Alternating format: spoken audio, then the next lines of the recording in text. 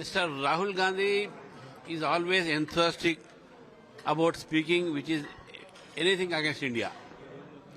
Today, the fall of rupee value in the international market, when compared to other currencies like Japan, Canada and other countries, our fall of rupee value is only nominal minimal.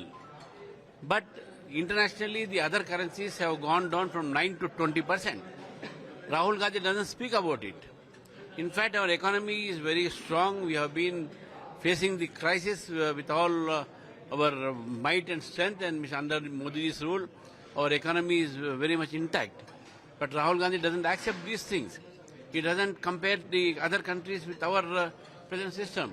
So therefore, Mr. Rahul Gandhi, who has tweeted with regard to the fall of rupee as a crisis to Indian economy, I think this is absurd, and he is speaking only with one view in his mind, that is anything against India he should speak, and only that is why he is speaking about it. Otherwise, the fall of rupee value is very much common at this international crisis, where the other countries' currencies have, when comparatively, proportionately, they have fallen much more than the Indian rupee value.